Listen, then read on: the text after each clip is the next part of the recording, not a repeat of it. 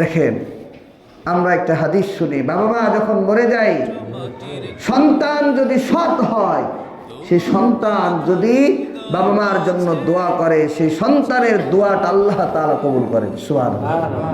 আও ওয়ালিদিন সালিহিন ইয়াদউ লাহু, সৎ সন্তান বাবার জন্য মায়ের জন্য যদি দোয়া করে, আল্লাহকে ডাকে, আহ্বান করে আল্লাহকে, আল্লাহ বাবা মা এত কষ্ট করেছে, বাবা ছেঁড়া লুঙ্গি পরে, পুরাতন লুঙ্গি পরেছে, আমাকে নতুন জামা দিয়েছে, নতুন প্যান্ট দিয়েছে, শার্ট দিয়েছে।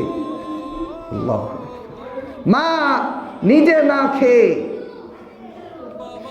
মাছ রান্না করেছে, গোস্ত রান্না করেছে, বলেছি বাবা মা আমি কিন্তু আবার খাবো, আপনার আমার জন্য রেখে দিয়েছে, না রাখে নাই?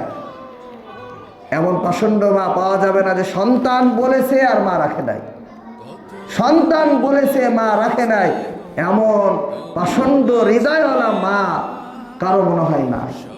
সম্মানিত হাজিরি, আল্লাহ, একটু চিন্তা করতে হবে। তাহলে কষ্টের পর কষ্ট সহ্য করলেন কে? মা।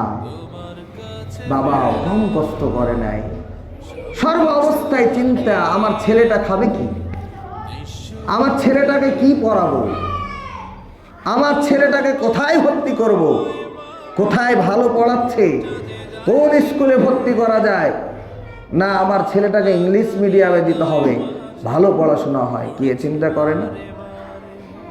এক সন্ধ্যা নিজে কম খায়, কিন্তু কাকে খাওয়ায়? সন্তানকে খাওয়ায়, যে না আমার ছেলেটাকে আমি না খাইয়ে রাখবো না, যখনই চেয়েছে তখনই দেয়। কি কথা ভুল বললাম? আল্লাহু আকবার। আপনি আমি দিনে কয় টাকা সাধারণভাবে খরচ করি, কিন্তু যাদের সন্তান আছে, সন্তান যখনই চায় যে বাবা এই জিনিসটা আমাকে দাও, বিস্কিট এনে দাও, আমাকে চিপস এনে দাও, আরো কিছু যখন বলে, আমরা এনে দিই না? আল্লাহু আকবার। তাহলে আপনি আমি যদি এমনটা করি, আপনার আমার বাবা মা এমনটা করে নাই? আল্লাহু আকবার।